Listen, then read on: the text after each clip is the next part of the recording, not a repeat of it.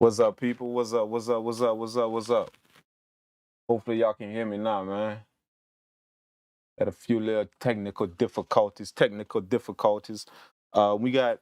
We streaming live. I put all of y'all in the same spot, man. So hopefully y'all can hear me now. Nice. I got young. We got IG. We streaming on IG. We streaming on Twitch. We streaming on.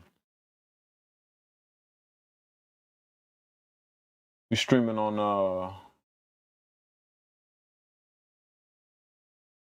On. We streaming on YouTube as well, man. So hopefully you guys can hear me, man. Shout out to a few people that's on. What's up, Studio Gangster? Appreciate you tuning in. True Dane, thanks for tuning in, man. Max Cruz, Nijan Studio on YouTube. Roderick Warner, appreciate you tuning in.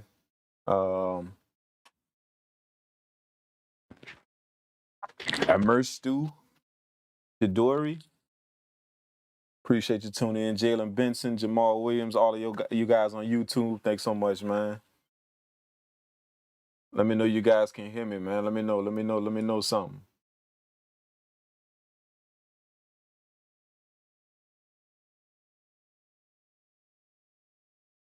You guys should be able to hear me now. I don't know.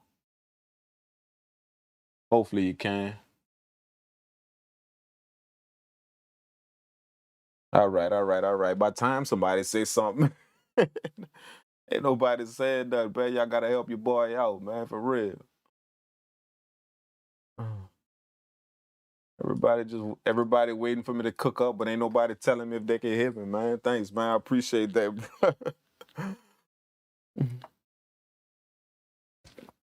Shout out to my people on IG as well.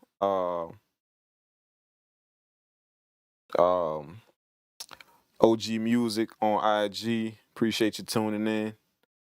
Kane 777. Appreciate you tuning in. Pete Brant, Mike CEO.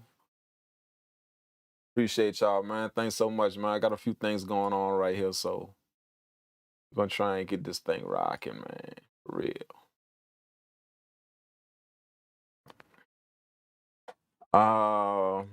What's up with everybody, man? I hope everybody doing well out there, man. I just wanted to let you guys know before I get started, man. Thanks so much for supporting the Twitch channel. I know my YouTube people, y'all been waiting for videos, but I kind of been getting that together for you guys. So I appreciate you guys supporting that.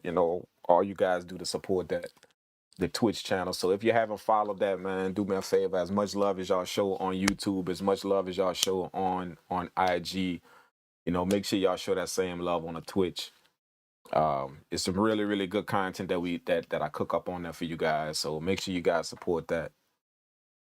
Before I get started, I just wanted to let you guys know that I appreciate you guys doing that, tuning in on that. So thanks so much for that. My boy say, what's the mood for tonight? Man, we're gonna get into some melodic content, man. You know what I'm saying? We're gonna get into like some loops, probably some guitar loops, something like that. Just cook up a nice little something, man. So let's see what we got right here.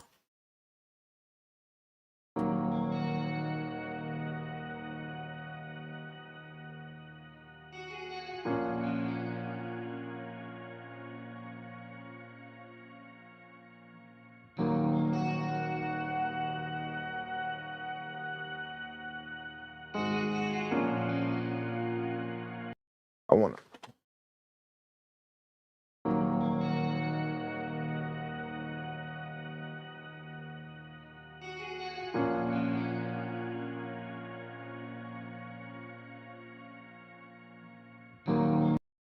I want to normalize that. Let's go on and normalize that.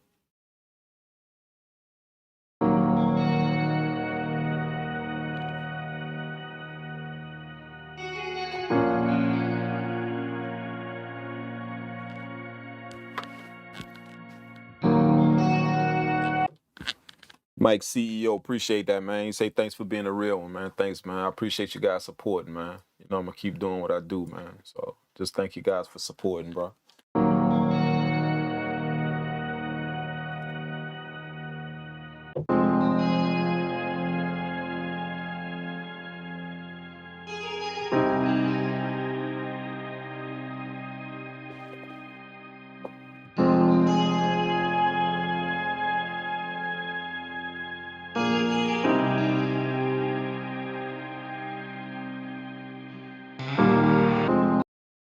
Oh, let's do something with that. Let's do something with that. I like that. We're gonna time stretch that. See where we at right now.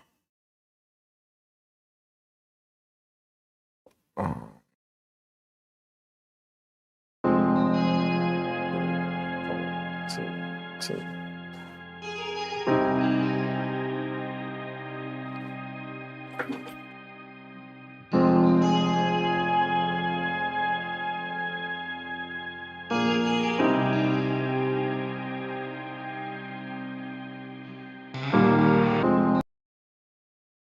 Mm-hmm.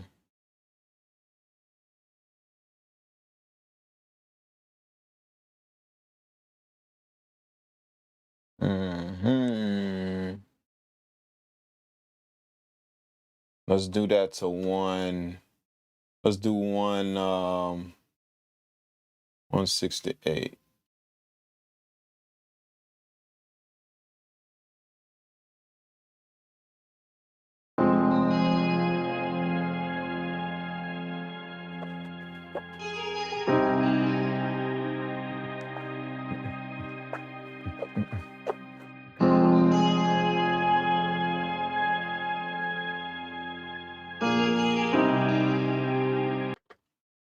Nah, we're gonna have to do that a little bit faster.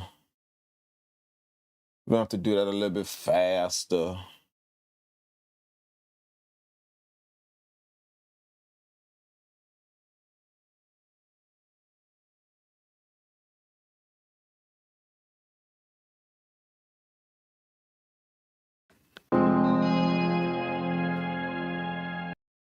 Yeah, yeah.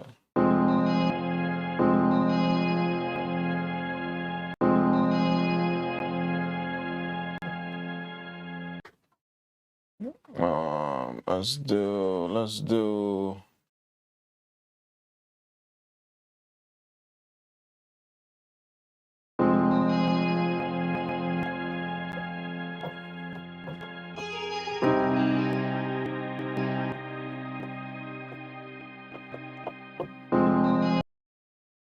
Yeah. Let's do that on.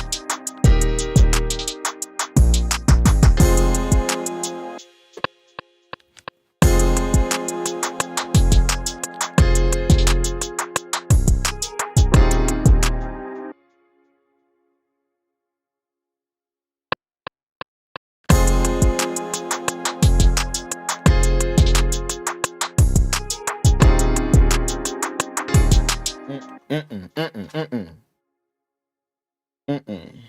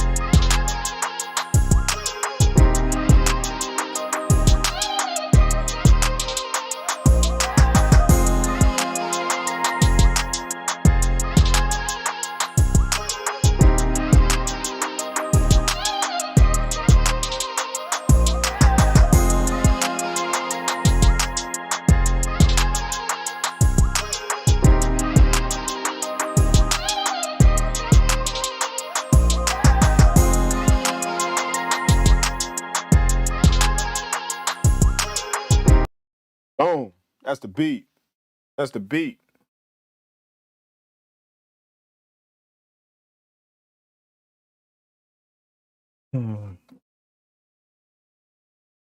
Man, that thing came out nice, man. I ain't gonna lie, man. That thing came out real nice. Messing with some loops, man. That's how we do it.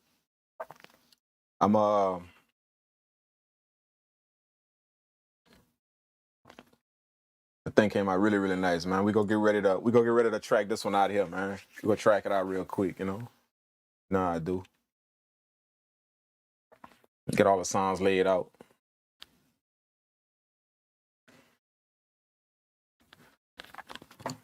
Phil Thompson say you can feel that you can feel it in your chest.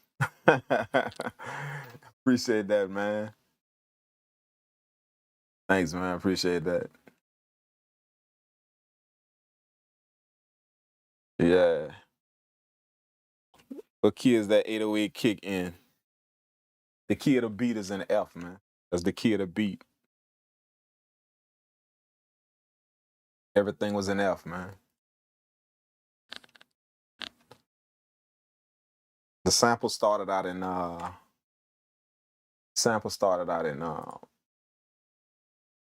D minor, but I pitched it to F. I kind of like that a little bit better. So I just pitched it to F. Then I slowed it down a little bit.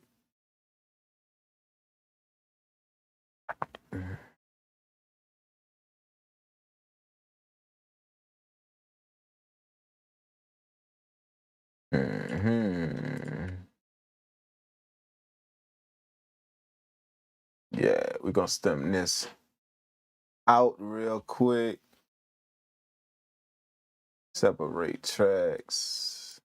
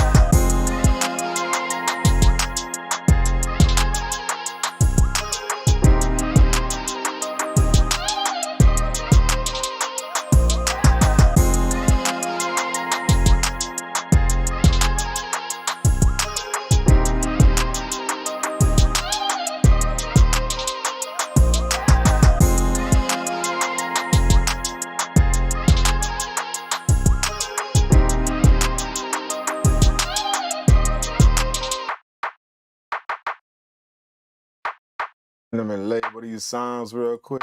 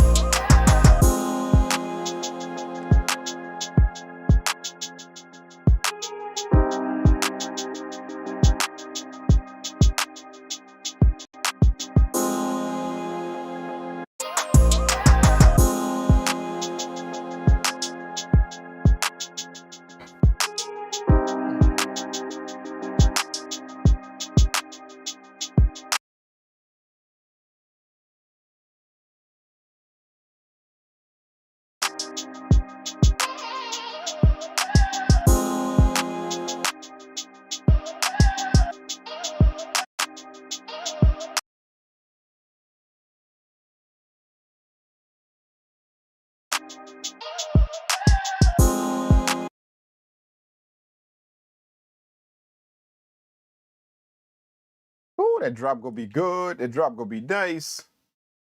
That drop gonna be nice.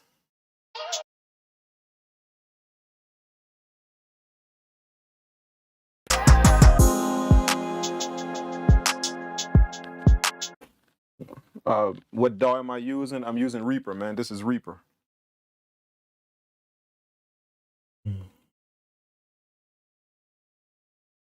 Shout out to DJ Ravenous on Instagram, man. Appreciate you tuning in, big dog.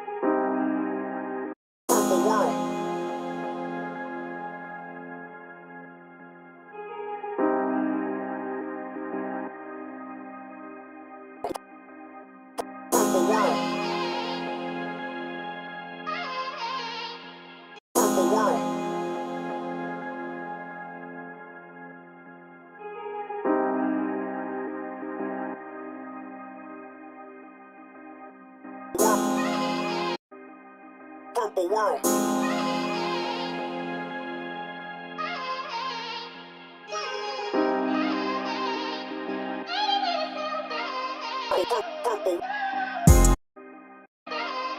Purple world made that.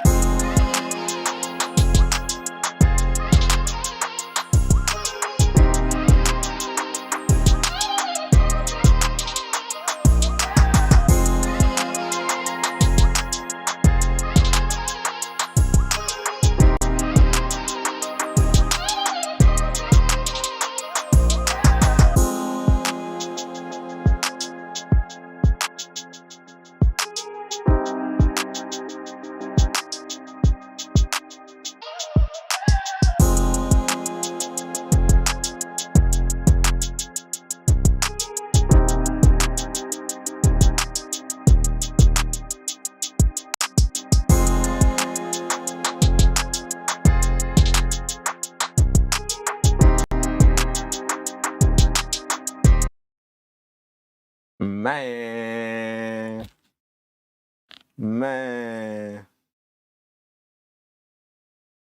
that's it, man. That's it.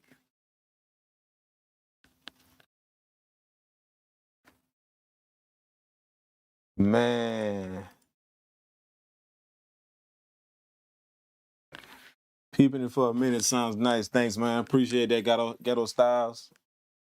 808 The Strain. Crickets need the YouTube catch to check the Twitch out. Yeah, man. Yeah, man. Y'all follow what 808 The Strain just said, man. Make sure y'all check out the Twitch, man. Y'all support the Twitch, bro. That's why y'all ain't been seeing me cook up on YouTube too much lately with the videos. I know y'all used to the videos coming on YouTube, but I've been building the Twitch up. So shout out to everybody that went follow that though, man. I appreciate that, bro. Y'all supported him like crazy on that one, man. So that's why I'm gonna be cooking up live, just like this. So I appreciate y'all doing that, man. Everybody on Instagram as well, man. If y'all ain't followed the Twitch yet, y'all go do that, man. You know, nice tutorials I'm gonna have on Twitch. I answer a lot of questions on Twitch. That way you guys can kind of get some stuff right out of the gate, some answers right on the spot. So y'all make sure y'all go support that, man. This little beat right here came out fire, man. I like it, man. You know, it has a certain little vibe to it, but it also got like that little like a punchiness to it, man. Like it's gritty and grimy, kind of like, and then the vocal kind of smooth it out a little bit. So I like little beats like this that have that grit and that grime to it, that high energy grit and grime, but then at the same time it's kind of smooth and chill, you know. So this came out nice, man. So y'all check this out, man. I'm gonna just play a little bit of it so y'all can rock with that, and then we go cook up something else after this. Purple world.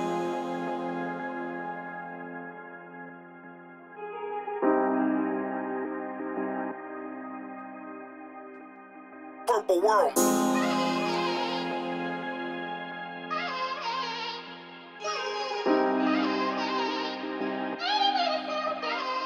Purple world made that.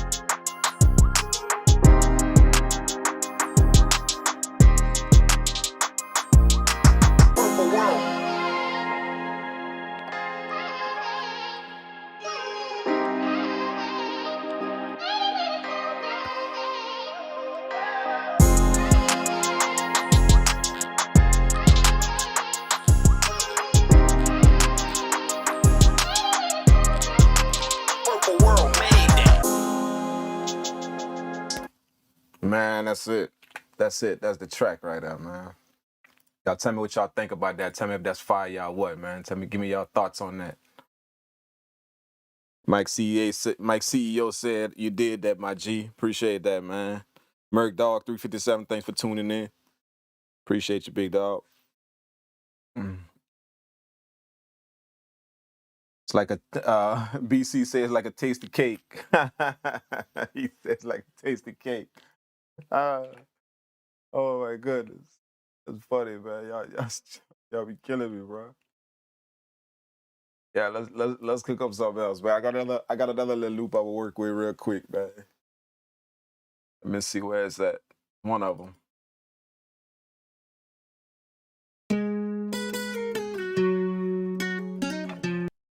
Nah.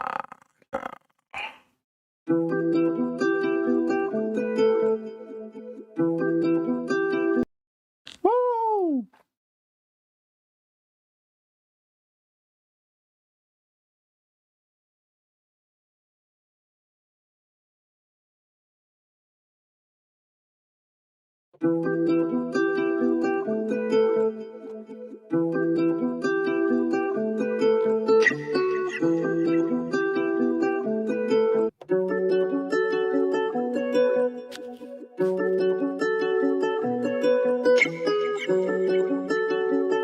Ooh, we gonna slow that down. I like that a little bit better. We gonna time stretch that and slow that down just a little bit.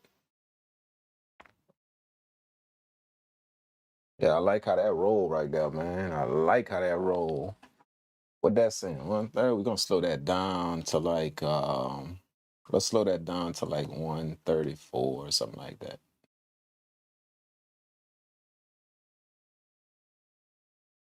Slow that down, man.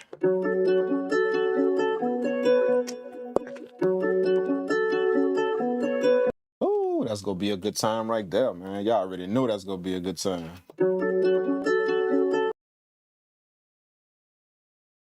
That's gonna be a real good time right there, man. Man, the trick to working this fast like this is just keeping the same workflow, man, and just doing it over and over and over, man. You know what I'm saying? Just, like sometimes, I see a lot of people get caught up in the bells and the whistles, the bells and the whistles, the new little thing that come out, the new this, the new whatever, the new little thing that come out of the MPC, the new little feature that come out. Man, I don't mess with none of that, man. I don't mess with none of that. For real, seriously. All I do is stick to my workflow. I want to perfect that to a T, to where I move fast, quick, I make like 5 beats, in like 30 minutes if I want. You know what I'm saying? Like I just want to make sure that whenever I get on the NPC, I'm effective at it. So I don't sidetrack myself with none of them bells and whistles that come out. Whatever they put in it that's new, that's fine, and thank you for that. But I stick to my workflow and I perfect each and every piece of it. And my workflow so detailed that like right now, I only got like 60 to 70% of it down pat. So I still got another 30% to go to get it like perfect the way I want it, the workflow. So I just do the same thing over and over again, man. That's how I do this. When everybody asks me like how I get so good at doing this or how I'm so fast at moving in this thing, it's just simply because I just repeat the same thing over and over and over again, man. And I don't allow my mind to get sidetracked with all that other stuff that comes. It's fine and it's good, and I'm not saying don't use that stuff. All I'm saying is if you want to get good at something, then you gotta focus on it, man. Like you focus mean that you gotta like take everything out of the way and just deal with just that. All of the bells and whistles, take that off the table, all of that, and just deal with just what you're focusing on. You know what I'm saying? That's that. So, and then you'll be able to start crafting your workflow and getting it quick and quick and quick and fast and quick and quick and quick, and you start getting better and better at it because you're not really sidetracked with all that new stuff that's coming out. Woo,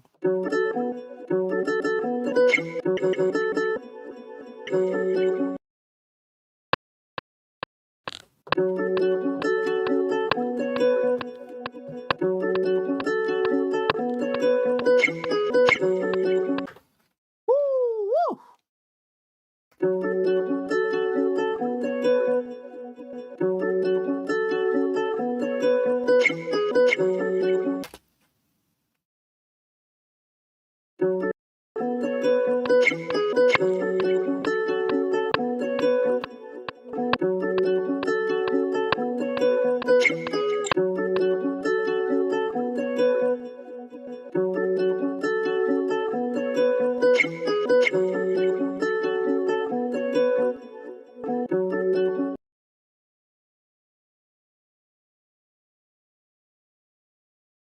same thing. We're gonna duplicate the sample. And we gonna put one on the high, one on the low. Boom. Just like that. You feel what I'm saying? Then we're gonna go here and we're gonna do the same thing. Get another EQ. Do the same thing. Let's do it.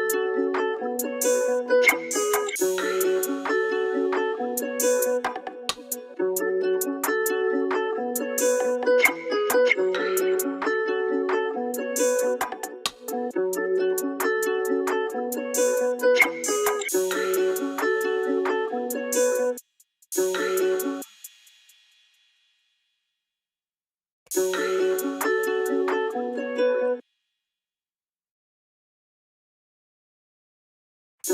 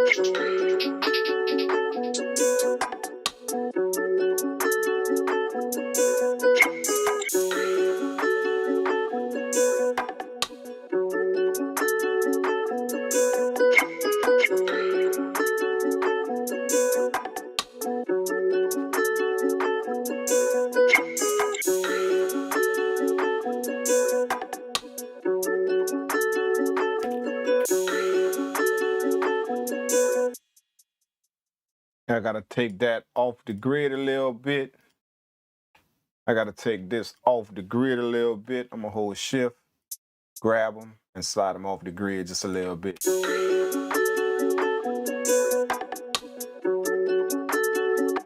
The sample got a certain swing to it, so you gotta make sure you notice that in some of your samples, some of the samples have a certain little swing to it, and if you don't pick that up, then your beat can come out on a certain vibe, but the sample is on. I mean, your drums come out on a certain vibe, but your sample in a whole different vibe. So this sample I could hear got a little swing to it. So what I did is I took my hi-hats and I shifted them off the grid just a little bit to kind of match the flow of the sample.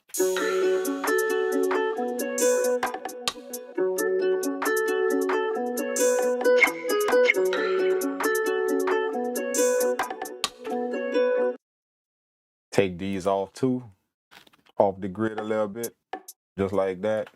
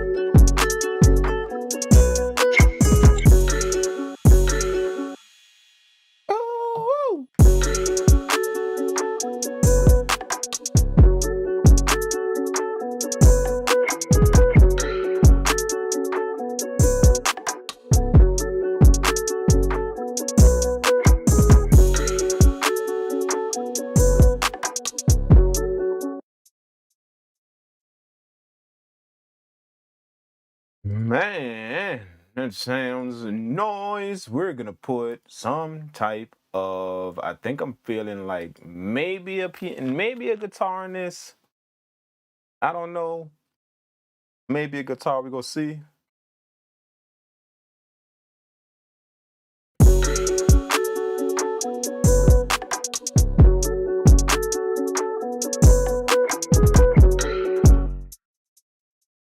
I've got the MPC 5000. I don't think it works with this PC program. No, man. All them MPCs back in the day was what you call standalone.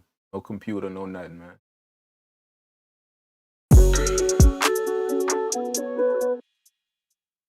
Nah, this goes with the new MPCs, bruh. Of course, you'll be a big dog if you can get it to work some kind of way. But to be honest with you, them old MPCs can send MIDI messages too. So that's just a little technical kind of thing. It could send MIDI messages. Them old MPCs. You just got to get the MIDI chords, the MIDI interfaces, to where you plug it up to the back and it sends MIDI messages to the thing. So long as you can receive MIDI inside the software, MIDI signals, then it'll trigger these things. So, I don't see why you can't do a workaround and get your MPC to work with this. You're just not gonna have all of these different buttons that control the software. It's no fun, without that. But you'll definitely be able to, hit some pads and get some sound out of it. Just depending on how you set that up. Don't ask me how to do that because I ain't trying to fool with none of that type of stuff, man. I stick to what I know and what I know only.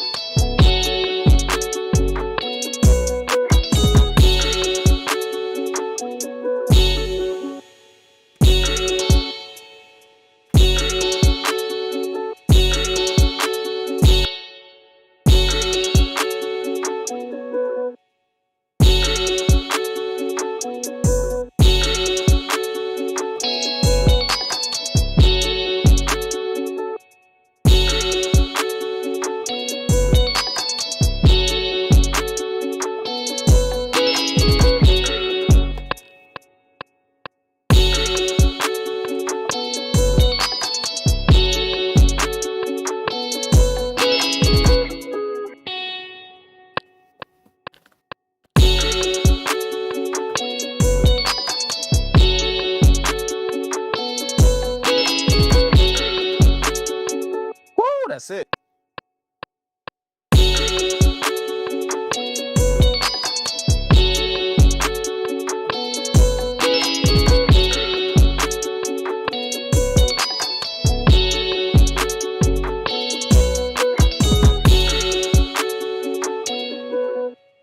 That's it. That's it. That's it. Let's EQ that.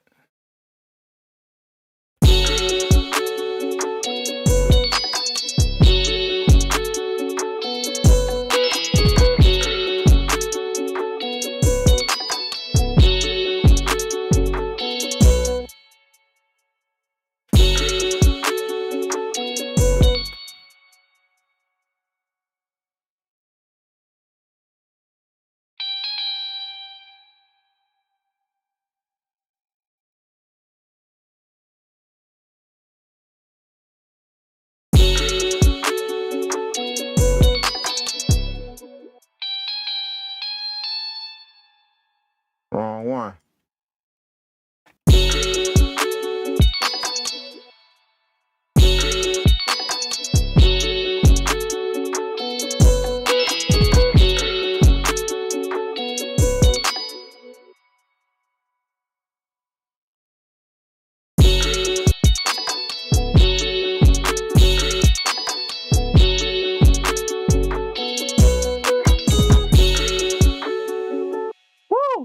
gonna be nice, man. That's gonna be nice, bro. For real, like serious at all.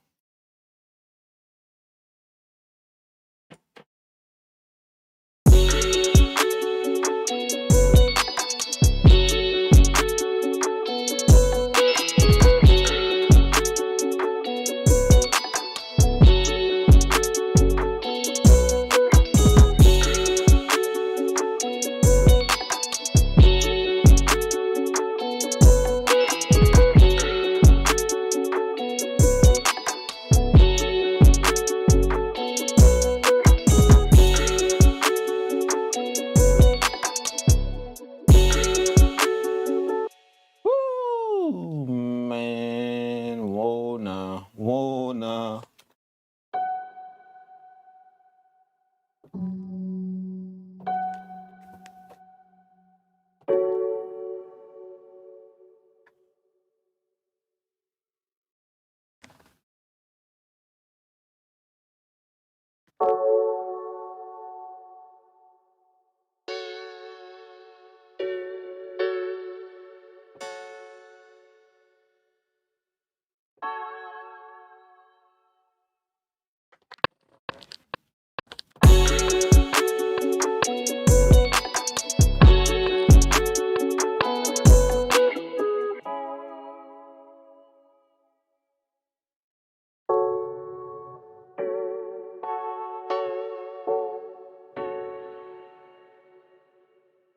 Man, I can't use that. I can't use that. This track too loud. It's too loud. I can't use that.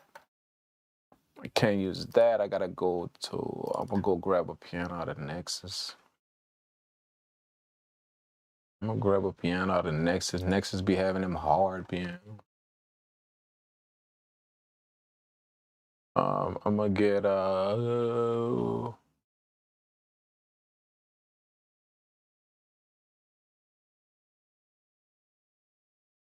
man, you ever wanted to use Omnisphere, but just don't feel like going through all them sounds in Omnisphere?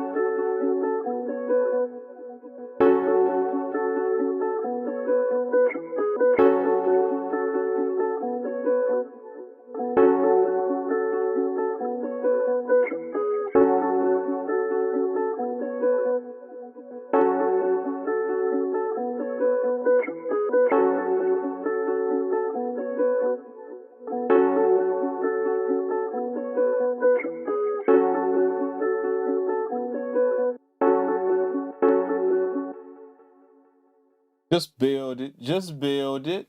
Just build it. Just take your time and build it. That's all. That's all. Don't get too frustrated with it. You know, it's just like a basketball game. Let the game come to you. Don't try and rush it. Just let it come to you. You know, and then we're going to have a hot track after I'm done.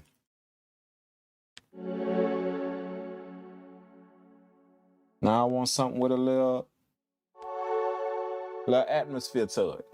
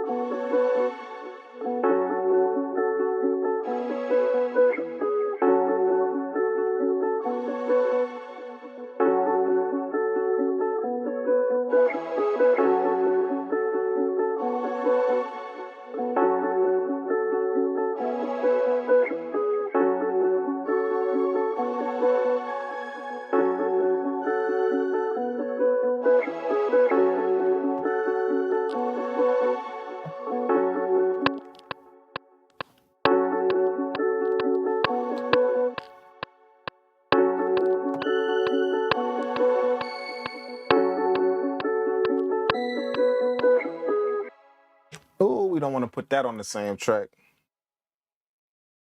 We don't want to put that on the same track because I might want to bring that in later.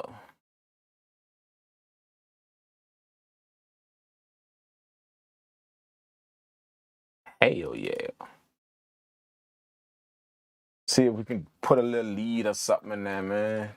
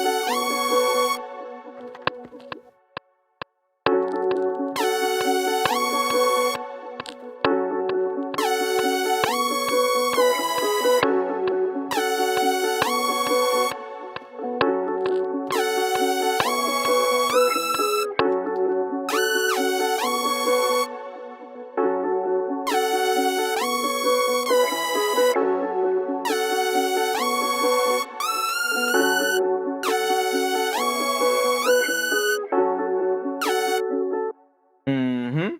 Just build it. Just build it.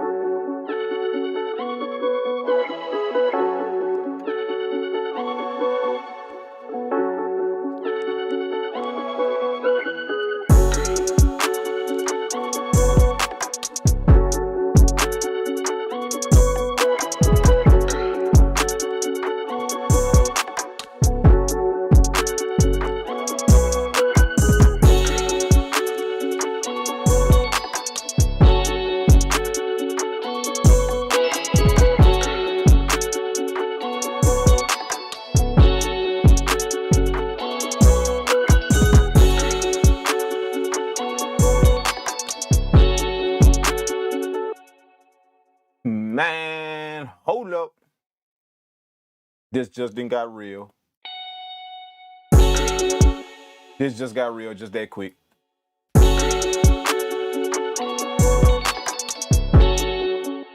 Man, it's just got real.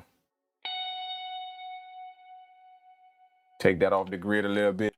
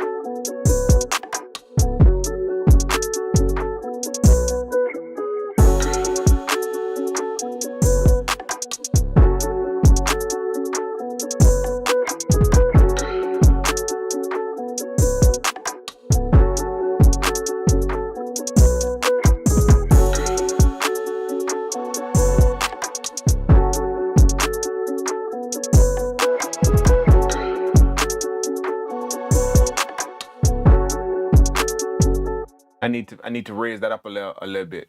I need to raise that up an octave, man. We're gonna take the middle notes. We're gonna make that bright.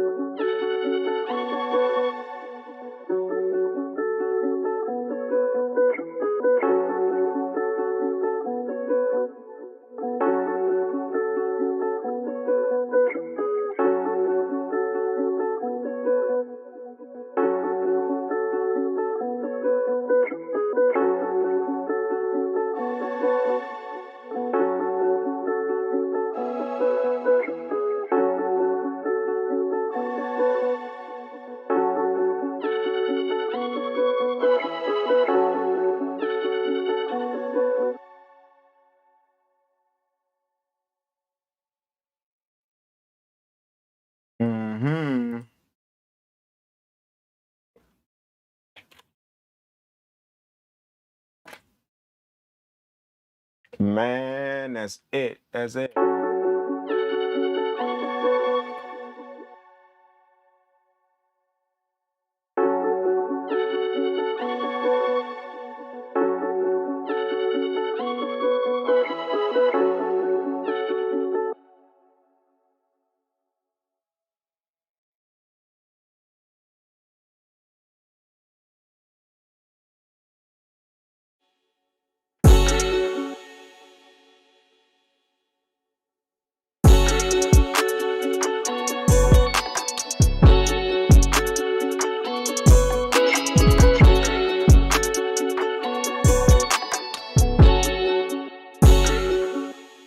Mm-hmm.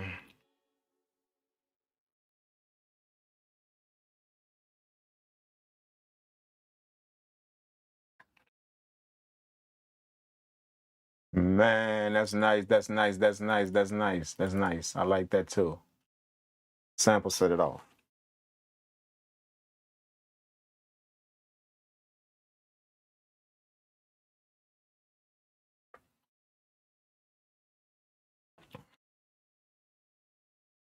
Man, rocking the headphones. Yeah, I picked these. I don't know if you're talking about these, but I picked these bad boys up right here, man. Because I heard there was some good mixing headphones. Somebody recommended them to me. And bruh, like you would never get the price on them, and the price like about $30, man. And they good, bruh.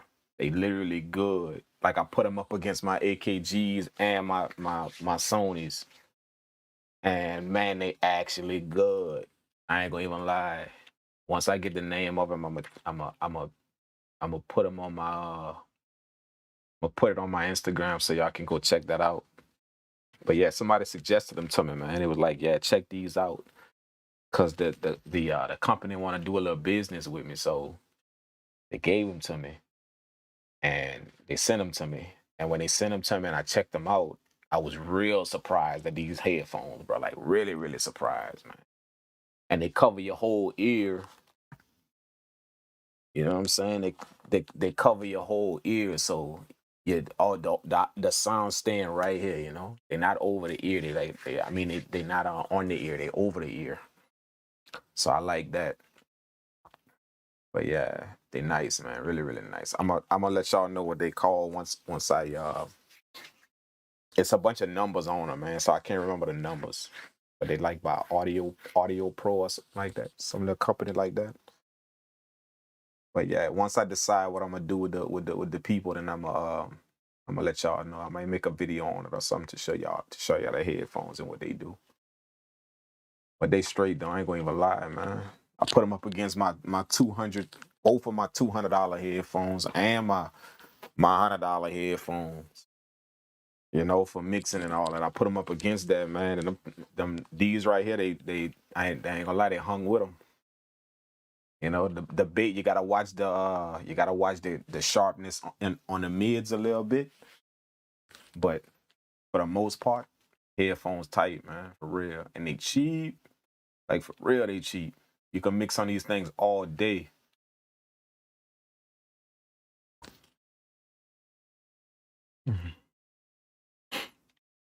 Yeah. NSF Beats, this is fire. Appreciate that, man. My pad perform will not go to GB, it skips it. Or G flat? G flat. Uh that's probably because you're in major. Like sometime like when you're in major, it'll skip like A flat. I mean, it'll skip B flat and G flat. But if you're in minor, it should pick it up.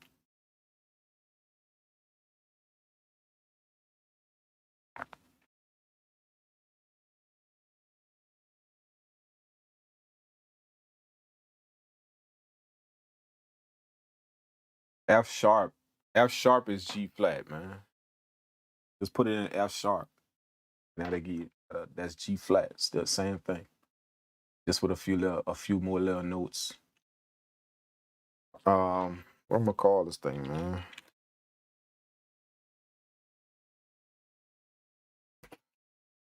Yeah. This is what this was. This was F sharp right here.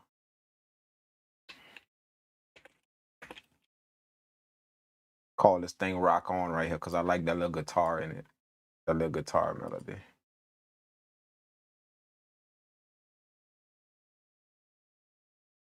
Boom.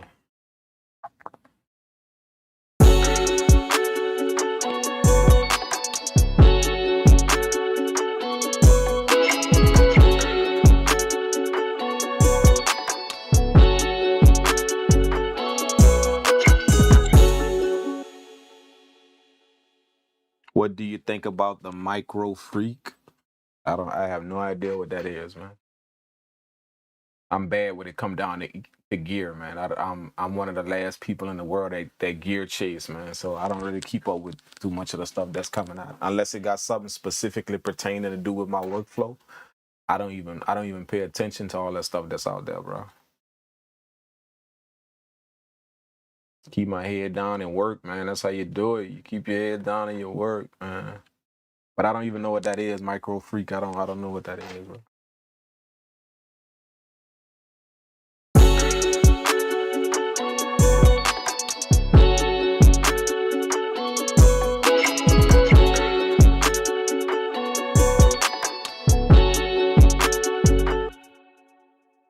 Dude, now let's go here. We're gonna explode them drums. Man. Then we are going to Control Shift E. And we're gonna explode this out. Export. Copy. New folder. Stems. Paste the title of the beat. Do it. Then we save the stems. Yeah. Yeah.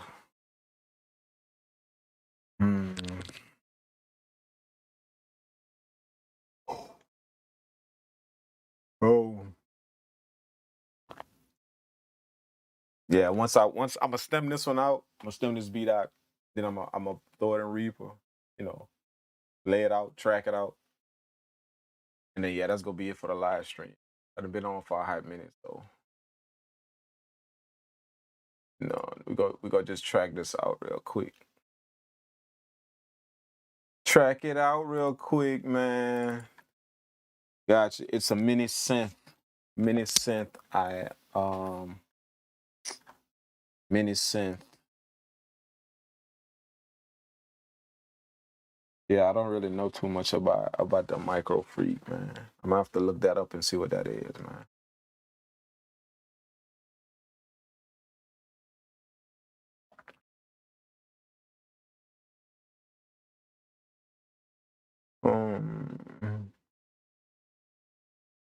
All right.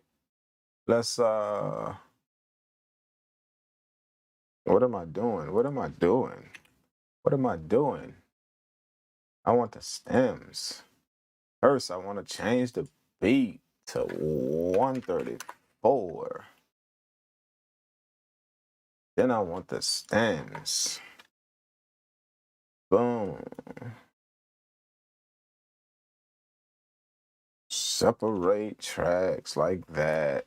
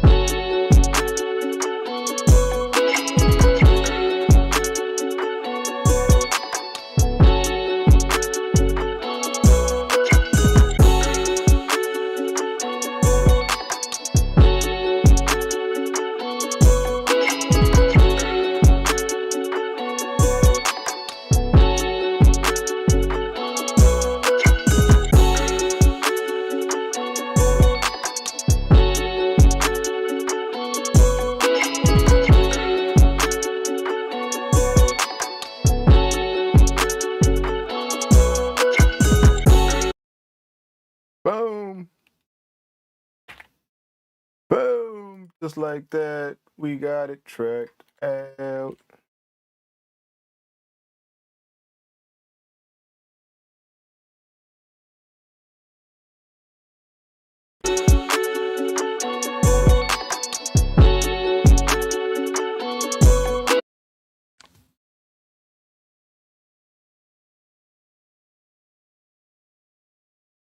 Claudio said, I would like you to explain the colors of the tracks on the Reaper. Like the colors of what you mean explain the colors of the tracks, man? They just colors.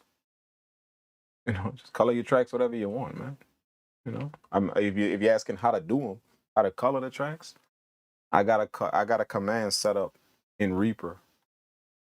You know, I just hit F12 and it bring up the color menu just that quick. You know, but color your tracks however you want, man. You know, like that's a little bit too that's a little bit too that you call that Simon Says, man. Simon Says production, man. Don't really get caught up in that type of stuff, man. Like to color your tracks exactly how somebody color the tracks and label them exactly how somebody label a track. That's called Simon Says production, man. That's what they call it. Following to the detail what somebody do. You know, you get a concept of what somebody do, man, and then you do your own thing with it, man.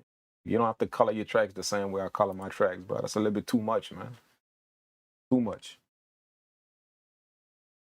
They used to get me like that back in the day, man. Dude told me he said, man, you're on that Simon Says production. I was like, what do you mean by Simon Says, man? He said, bro, you're doing everything that cat do over there, like down to the detail, bro. You know what I'm saying? Like a mirror, man. You know, it ain't that crucial, man. Like color your tracks, whatever you want to color them, man. You know.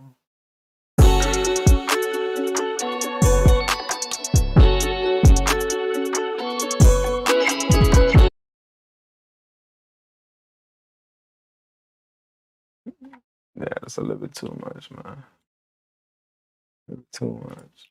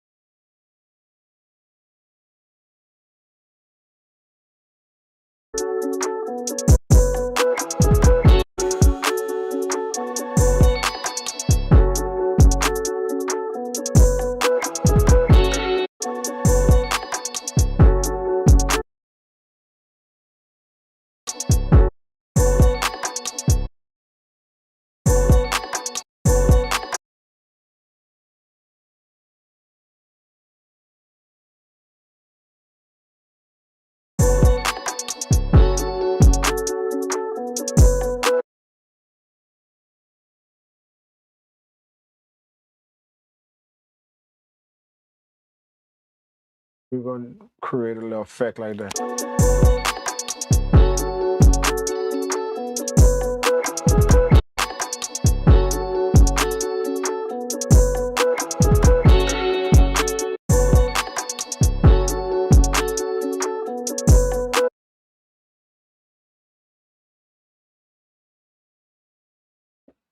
No, I don't like that. I don't like that. Let's just throw a delay effect on it. Let's just throw a delay effect on it. That's what we're gonna do. We're gonna just throw a delay effect on it.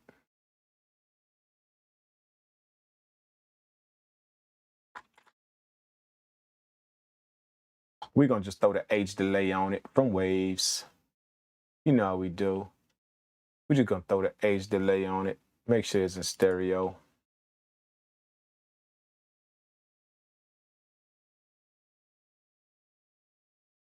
I like how it's coming. I like how I got an idea in my head of what I want to do with that guitar when it break, when it go into the second part of the verse, but I don't really know if it's gonna do what it's supposed to do.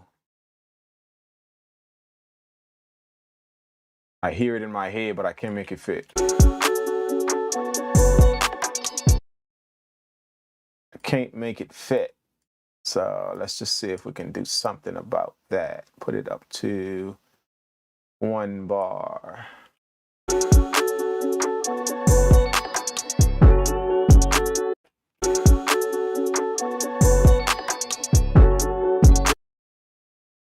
Put it up to 1/2.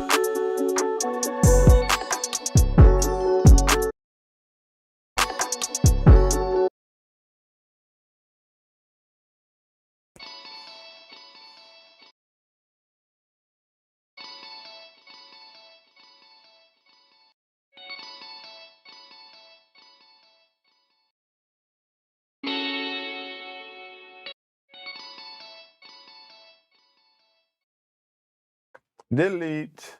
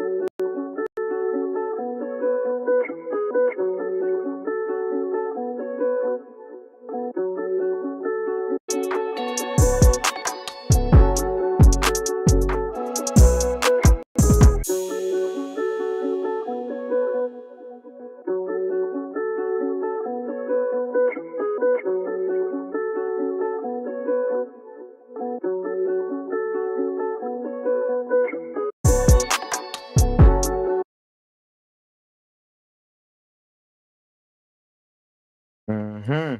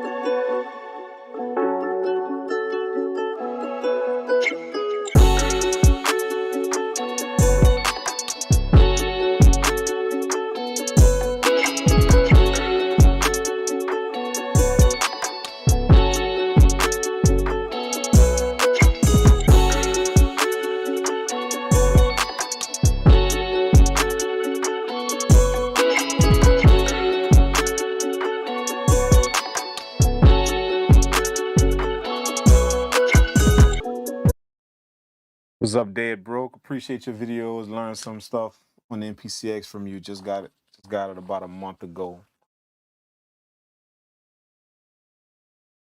Yeah, man. Rock out on that, man. Rock out on that. I'm glad I could help you out, man, with the videos. Does the scratch sample that I am going to place have to match the project's BPM on Boom Bap? Does the scratch sample that I'm going? I don't know what you mean by the scratch sample. What is that? What's a scratch sample? Oh, record scratching. Does the scratch sample that I'm going to place have to match the project's BPM? So, when you're recreating authentic scratching, then you got to kind of use your ear, man. You know what I'm saying? Like scratch follows a certain thing, man. You know? Like questions like that, when you ask questions like that, that mean that you're not really taking in, you're not really listening too much to music, man. You're trying to make it without listening to it. Go listen to some boom bap tracks with scratching in it. Go listen to that. Go listen to how the scratching go in there.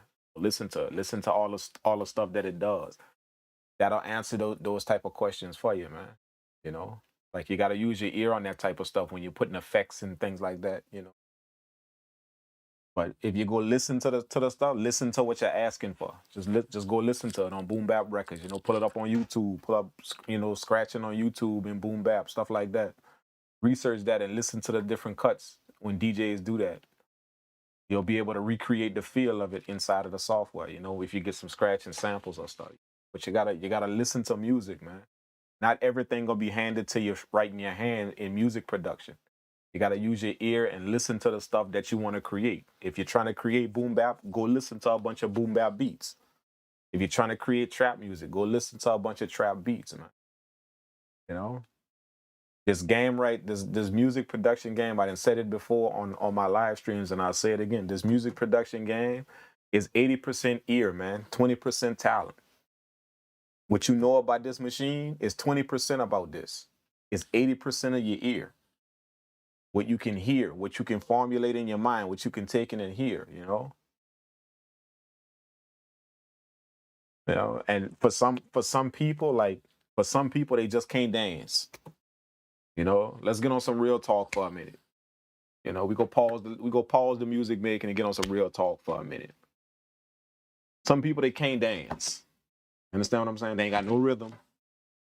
They can't dance. And they know they can't dance. We're not downing people, you know, we're not clowning people. They know they can't dance.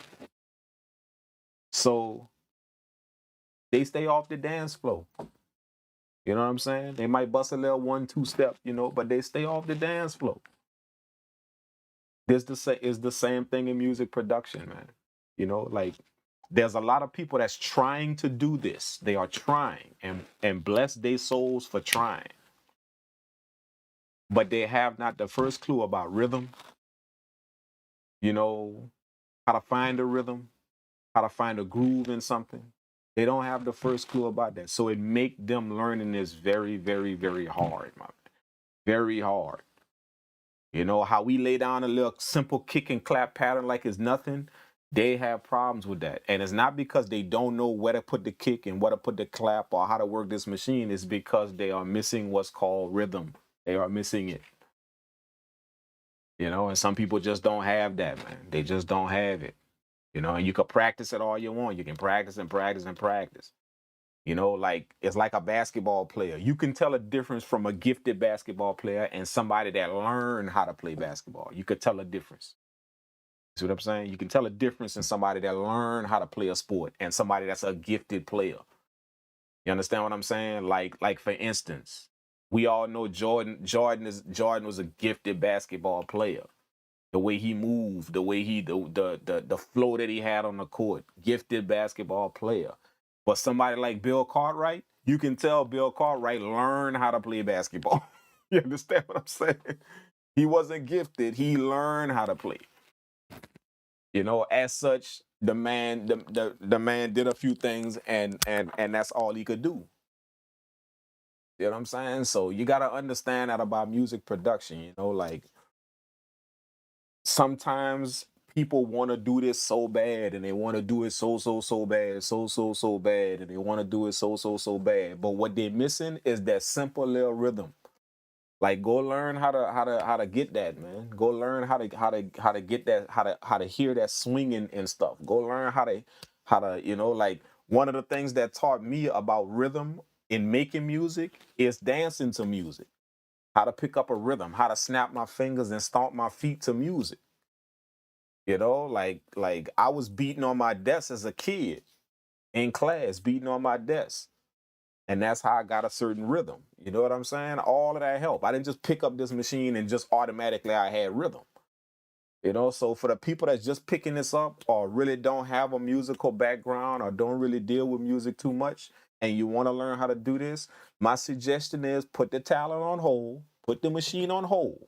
Go cover that up with a nice little plastic bag, cover it up, make sure nothing happens to it, and just go get you some headphones, go get some music and just listen all day long. Just listen. Listen to music, listen to beats, listen to sounds, listen to different genres, boom bap, trap soul, pop. Listen to all them things, man. That way you can start to pick up a certain rhythm. Now, when you uncover your MPC, now you got a certain rhythm in your head and you know how that kick and clap pattern's supposed to fall. You know how that hi-hat's supposed to fall because you got a certain rhythm, you know, from taking that in, just listening to it over and over. You know what I'm saying? So yeah, man. Oreo, you're right, man. Rhythm does take practice. It's just you gotta practice and practice. And one of the things you practice on is just listening, man.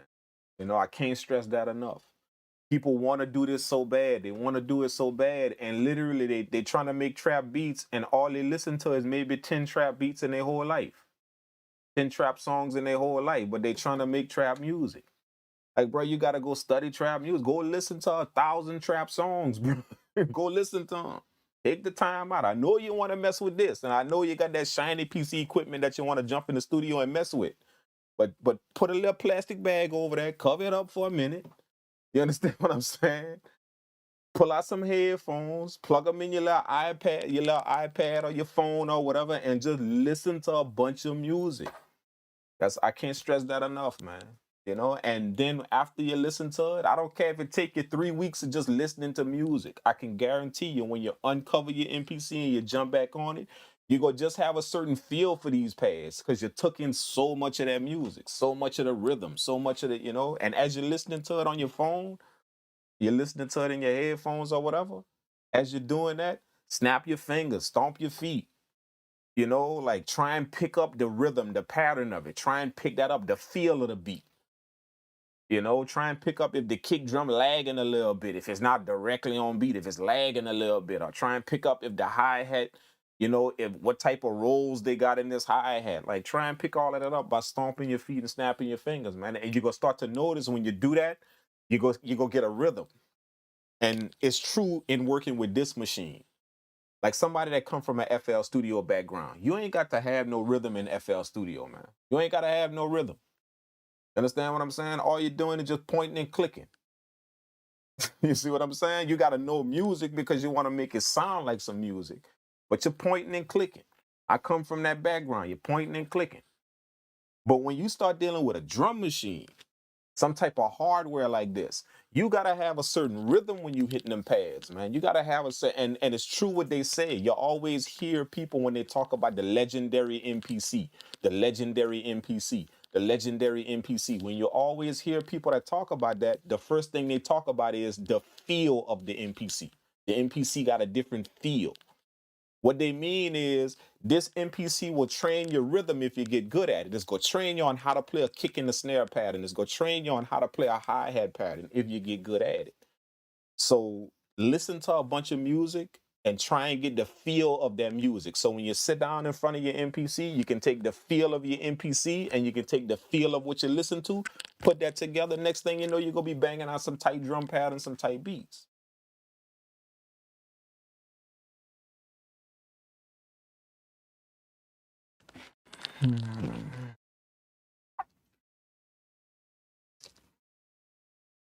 Yeah, I've been doing that.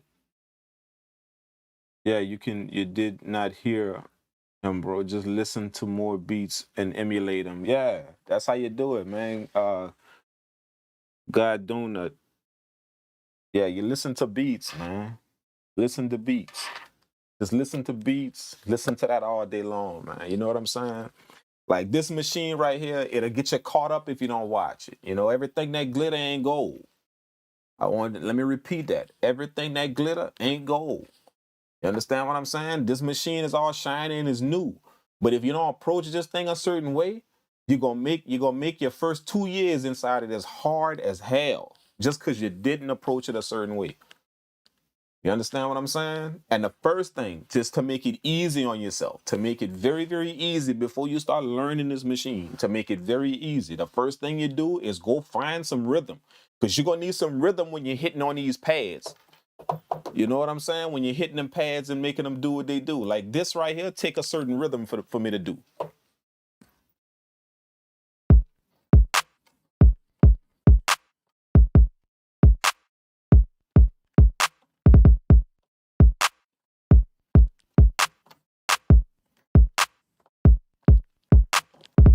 That take a certain rhythm for me to do that, man. You understand what I'm saying? Like when I'm hitting them pads, I got a rhythm in my mind. I'm not really paying attention. I could switch that little cater up. I could switch that up 10 different ways. But it's because I got the rhythm in me. I have that in me. So I could switch that up 5, 10 different ways.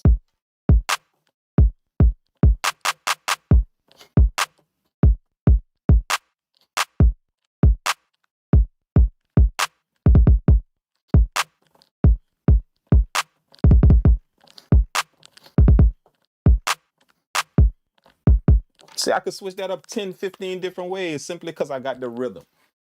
That take a certain rhythm to do that. So if you missing that part, If you missing that and you just skipped over that and you just bought the machine and you're ready to learn it, if you missing that, then you're gonna make your first year in this thing really, really, really hard. Because you're missing the vital part to deal with these pads. You're missing that rhythm. You're missing that flow that music has. So go listen to that and get that rhythm. You know what I'm saying? Snap your fingers, stomp your feet. You know, use your left hand as the kick drum, use your right hand as the snare drum. And when you're listening to a song, snap your fingers to what you're hearing, stomp your feet to what you're hearing. You know, beat on the table or something to what you're hearing. That way you can start to pick up that rhythm. So when you start touching these pads, you're gonna start to feel your way through this. You're gonna start to pick up that legendary MPC feel that you always hear about. You know? So just take that little piece of knowledge, man, and use that, man, because that's something that a lot of people really just don't understand about using a drum machine. You understand what I'm saying? When you inside a software and you just clicking, then all you got to do is just know the type of style music you want to make. But when you're working with a drum machine, man, a drum machine, this is just like playing a drum. So if you don't understand how to play a drum, you know what I'm saying? If you don't understand how to play a drum, you know what I'm saying? If you don't understand how to do that, then it's gonna be very hard for you in this machine to handle your business and do what you gotta do.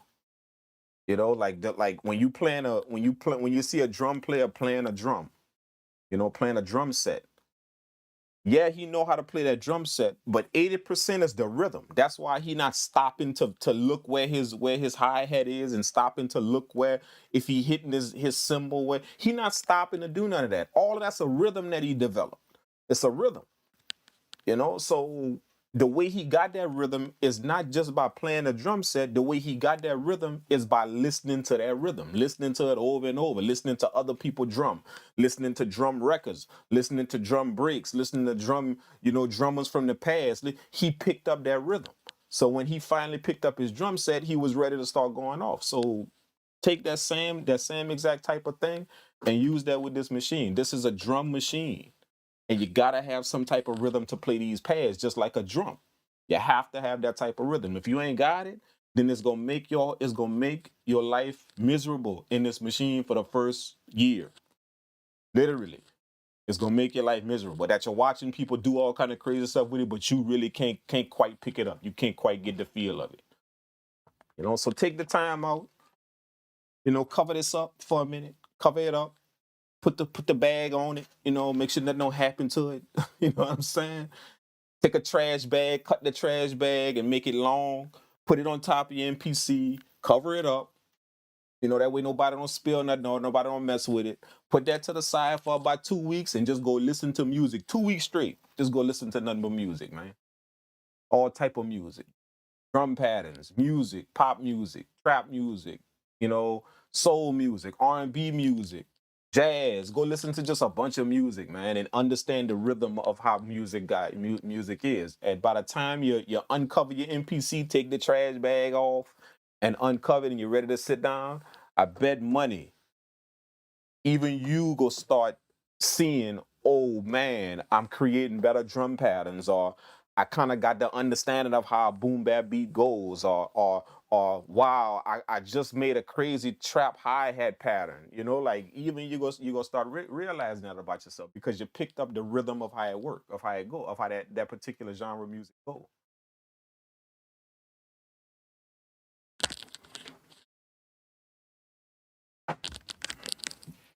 Gotta be open mind. How do you make beats that are not traditionally structured, like drill or Mad Lib, traditionally structured? All music. Well, I don't know what you mean by traditionally structured. If you mean like just the regular style music that's out there, you know, drill isn't really a regular style music that's out there. But drill is has a certain type of structure as well. It does. You know, like the kick and the hi hat, the hi hat and the kick and the clap follow a certain pattern. That's what makes it a drill beat. That's what gives it that drill type of bounce. So you know, they are kind of structured, you know, but it's just not a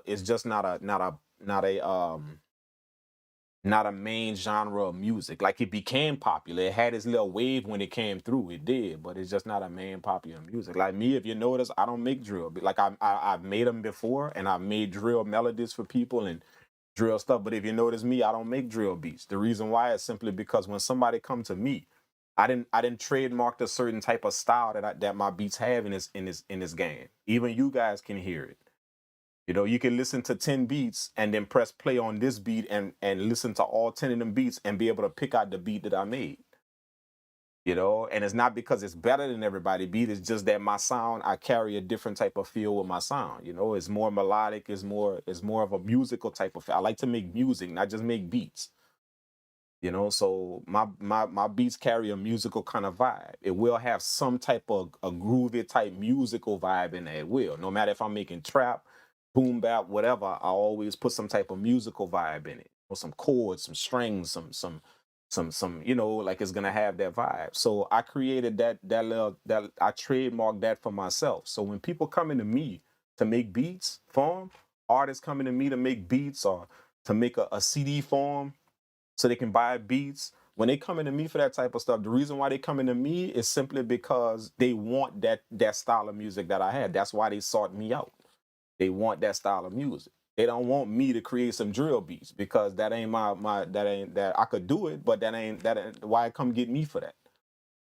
You know what I'm saying? So, like it's kind of like Zaytoven. Zaytoven.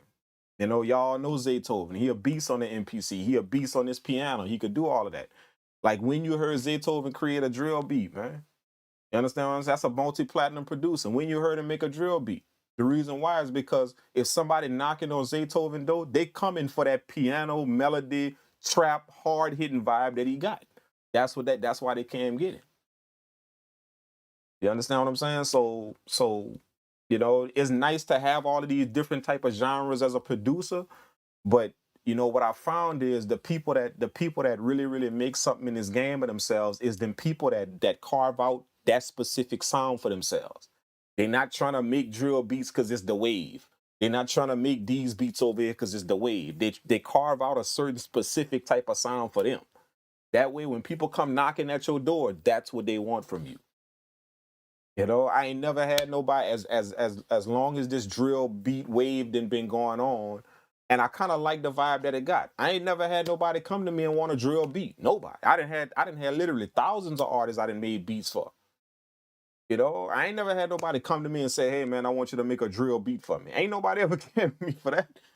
I think if I gave somebody, like if an artist came to me and I gave an artist a CD with some beats and it had like 3 or 4 drill beats, he would call me and be like, "Hey man, what you doing, bro? That ain't why I came get you." Like he wouldn't want that from me. I could do it and I could make it. It ain't really that hard to make. I done made them before, but ain't nobody coming to me for that. If they coming to me, it's for this vibe of music that y'all hear. It's for this vibe that I got. That's why they knocking on my door and want me to make beats for them.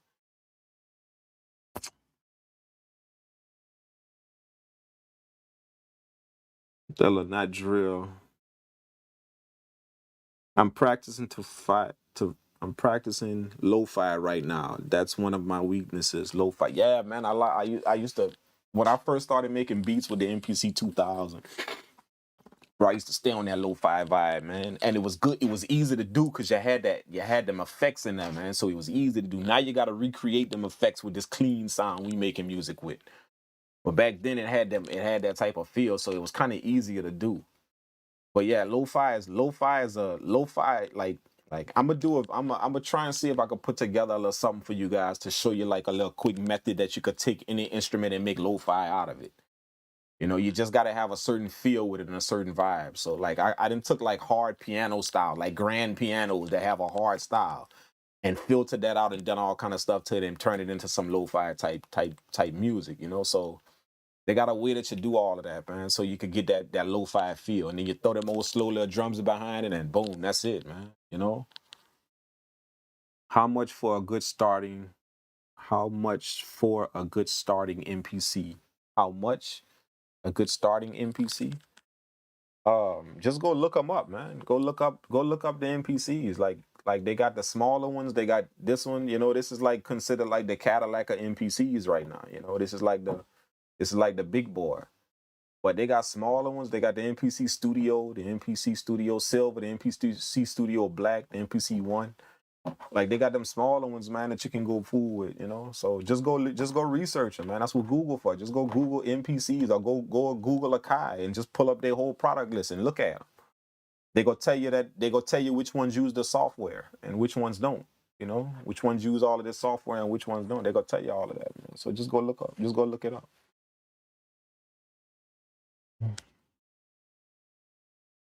I just been watching beat battles, and you make can play mad. Yeah. I agree with you. Everyone making trap nowadays just for the clout, but I believe you should stick to your style. That's what I do. Yeah, I make trap beats. I actually like trap music. And you know, like I was hard on it before a long time ago. I ain't gonna lie, I was hard on it before because I just didn't really understand the vibe of all of them hi-hats and them rolls and all of that. To me, that was just busying up the beat. You know what I'm saying? And I come from the South, so you know, trap music was a instant wave, you know. So, but I just didn't understand because I come from a boom bap background, you know. I come from that type of music. I come from a soulful type of vibe, you know. So I didn't really understand that trap vibe when it first came out. So I ain't gonna lie, I was hard on it, man. Like I was like, nah, man, you know. But then as I started to understand how the music was made and I started to listen to it and I started to understand where it derived from and how it came about, you know, just that information made me start getting into the trap vibe. Like I started like, you know what, let me see what this is all about. Let me see, because I literally started doing research. I'm that type of person, man. I'm the type of person that research either does one or two things for me. It's either gonna break me or it's gonna make me.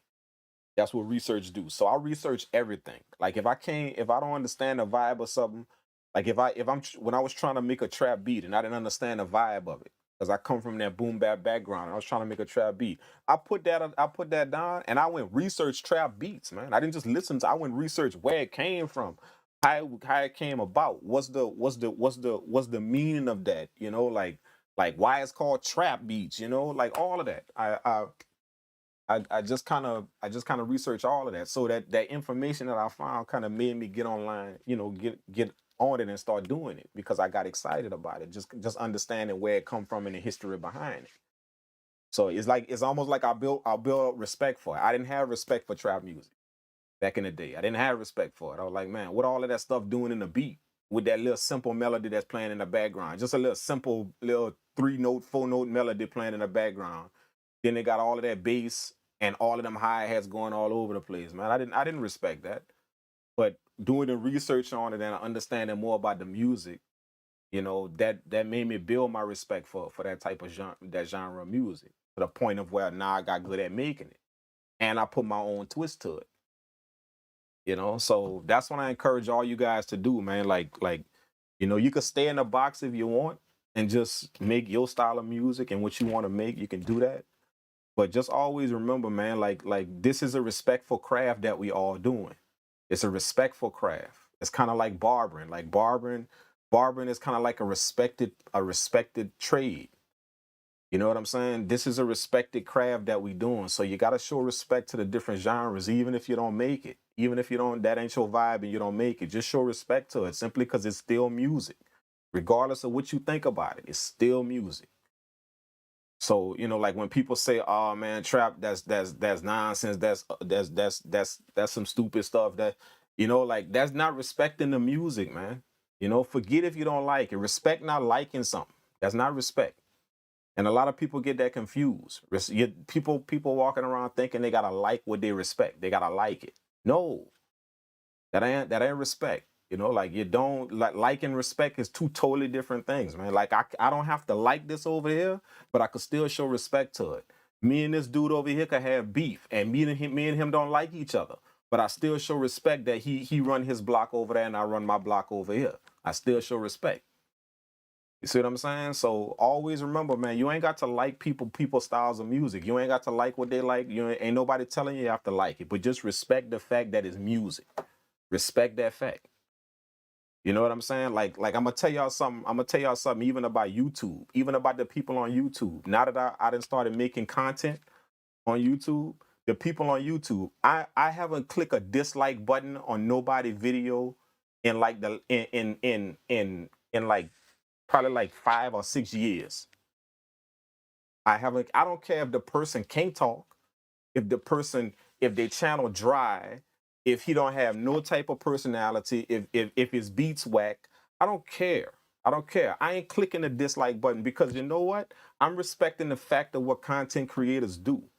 I'm respecting the fact that it take a lot for somebody to get on TV in front of the world and show off their stuff and still take the criticism and all of the stuff that people give. I respect the fact that somebody got enough balls enough to do that. You understand what I'm saying? So I don't care if their music sound nice. It's just the fact that you got up there and you literally took the time out of your day to do something free for everybody else. Just that right there. I don't care what they making. I don't care if it's whack. I don't care what they just the fact of that right there. I'm not disliking their stuff, man. You know, they could get on there and do some whack type of beat that just don't make no sense.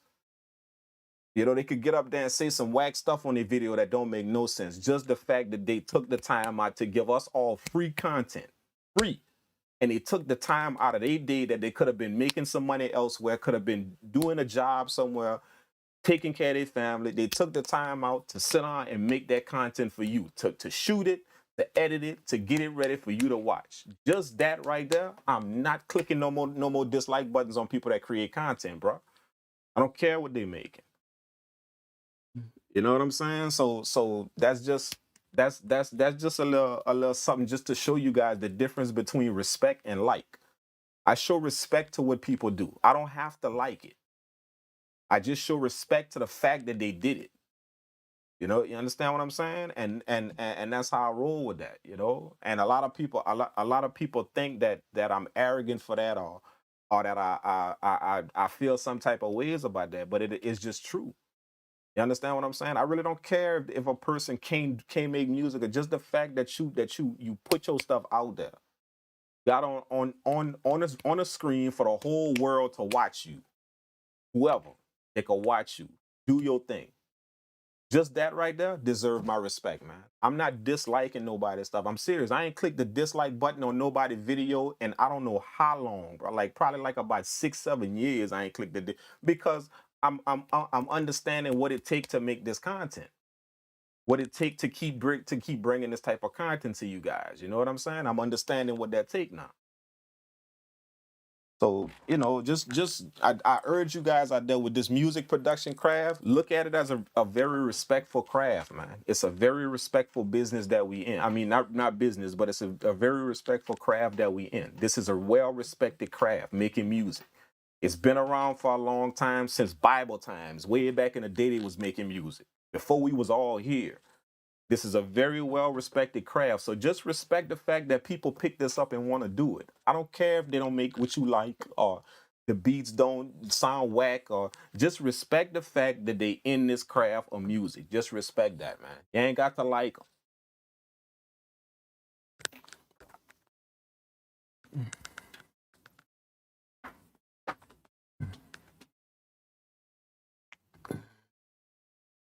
For sure, I need more inspiration like that. You and positive people. Makes sense to me. This man is a beat preacher. Take us to church. Nah, man. I don't really want to preach to you guys, man. It's just that this is my passion right here, man. You understand what I'm saying? And when you're passionate about something, you gonna speak on it. You know what I'm saying? This is a passion for me right here, bro. This feed my people. This keep me off the street. You know, keep me out of trouble, all kind of trouble that I could be getting into, nonsense that I could be doing with my life. You know, that I was doing all that type of stuff, man. It's kind of this right here done been a savior for me in my life, man. So, you know, all I'm saying is just respect it, man. That's it. You know, just respect it, bro. You don't have to like it, man. Again, I'm gonna tell y'all that one more time. Like and respect, two different things, man. People walk around thinking they gotta like what they respect. I gotta like it in order to respect it. No, that ain't how respect work. That's what you believe respect is, but that ain't how it work, man. You know, even enemies can show respect to each other. We don't like each other. We don't hang around each other. We're not friends. But even enemies can show respect to each other. You know, so I just respect the fact that people do this, man. You know what I'm saying?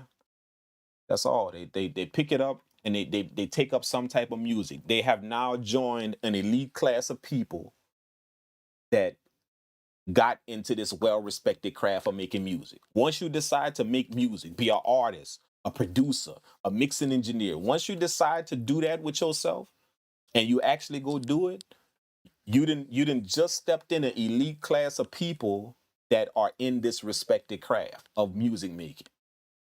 A whole line of people that's been dead and gone before you, a whole line of people. Just show respect to that, man. That's a lot of people that then died for this, that then died over this, that then made music classic hits and they buried in the grave now. It's a lot of people. Just show respect to that, man. Stop hating on people music, man. Just stop that type of stuff, bro.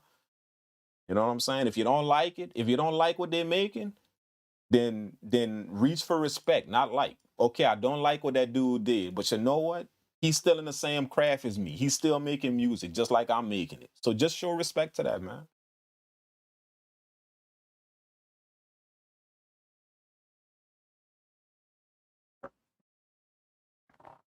Yeah, man.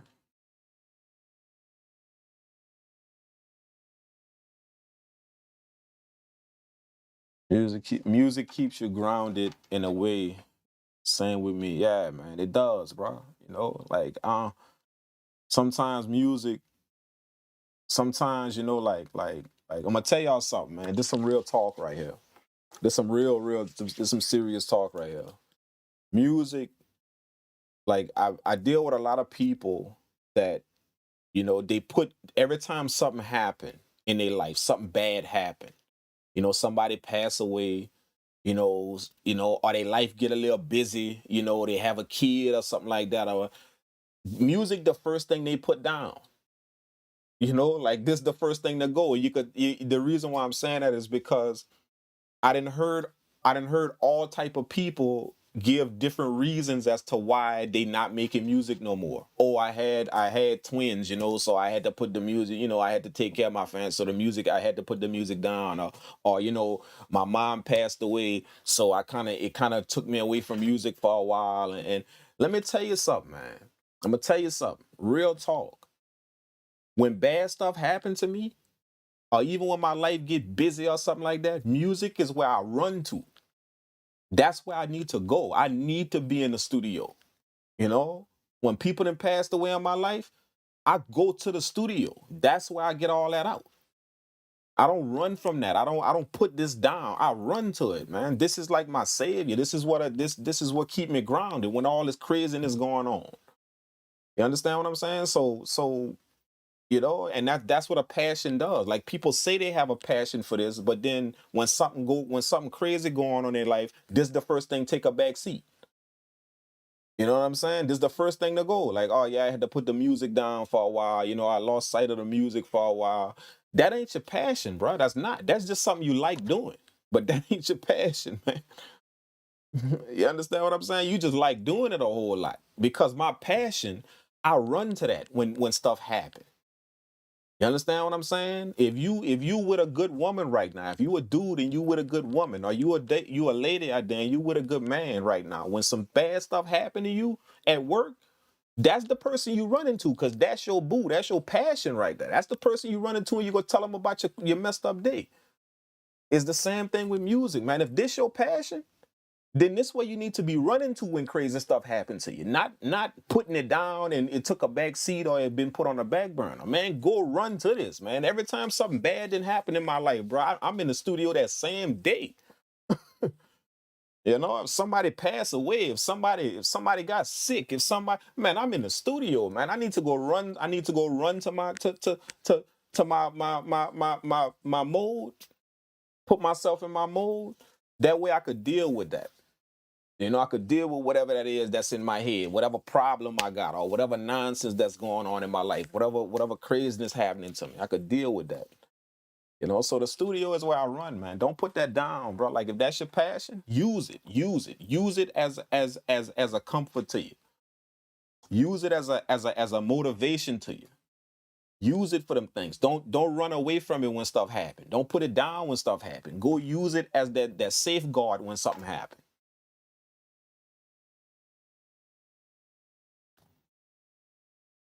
You fuck with Aria Pro, or have you overused Aria Pro? Yeah, I used to use that, man. I don't really use it too much no more, bro. I didn't really like it when I first started using it though, so I didn't mess with it too much. Besides, and it's kind of clunky too, man. That's why I don't mess with it. It's kind of clunky. It's not light. Music is life, yeah, man. John Gotti, you're right, man. Music is light, bro. Yeah, you're right. Lil Skis, yeah, Lil Ski. Yep, yep. Good example. Making music after work helps me de-stress from a long day. There you go. There you go. De-stress, get some stuff off your mind, help you think about stuff. Like it done been times that I didn't have stuff to figure out about my company, about my brand, about what move I want to make next, or these people putting this on the table over here, and these people putting that on the table over here, and I gotta choose where I want to go.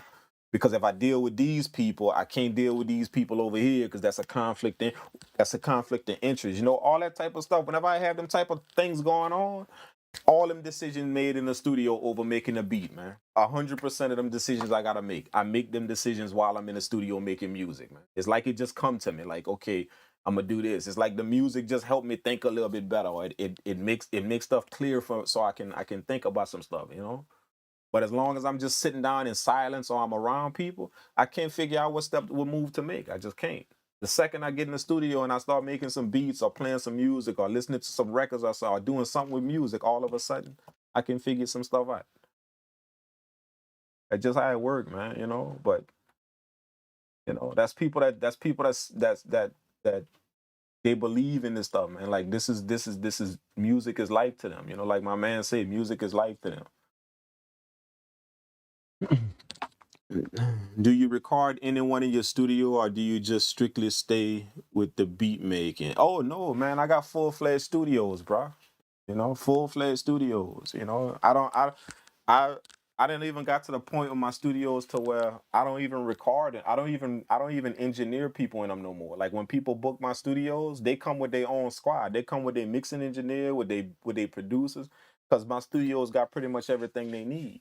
It got Mac capabilities, Windows capabilities, it got MPCs, got keyboards, I got mics in the recording room. I even got a mic that's right here. Y'all can't see it, but it's right here. So like my studios got everything, man. All of my studios, all of them. They got they full-fledged studios, bro. So I used to record people in them, and I might get back to doing that, to working with people like solo. Like when I work with people now, it's not in a studio no more. It's like, and it's not just because of this whole thing, this pandemic that we going through. I work with people now, even before that, it's on some collaboration type stuff. We're not sitting in the studio. They sending me music that I gotta do something to or deal with or something, or the artist sending me vocals or something that I gotta make a beat around or something like that, or some labels. I'm sending beats to labels for something, or some A&Rs hit me up for some beats. That's how I work with people now. But before, when I first started building my studios, when I had two of them, I was recording artists in them. I was actually having artists come to the studio and record. No studio time, no nothing. I would just make beats and they would come record. And if we hit on something that they like, then they would buy the project. They would buy the project, and then we would see if we could make some money off of it. And that kind of worked for a little while because I was finding some good people to rap on my beats. I was finding some real good talented people to rap on my beats. And I wouldn't charge them studio time or nothing. I would just tell them, come, let's have a vibe session, man. And they would get on a mic. I would make some beats, and if we hit on something that we like, and I'm fast, like I can make these beats fast. So like I'll make like 5 beats for them, like quick, just like that, and they get to pick whichever one they want, and they'll record to it. And if we hit on something, and they like it, then we'll hash out a price for the project and all of that, and what we go do to it. If we go put it on Spotify or we go do whatever, we'll hash out all our prices and stuff. But that's how I was doing it before. But I kind of got away from that now that the business done grown. Like I got other stuff I gotta deal with, contracts and different companies and stuff like that, that I gotta deal with now. So I don't really mess with the personal thing too much now. But I need to get back on that though, man, because that was a nice little vibe we was having in the studio when I would sit down with people and make music with them.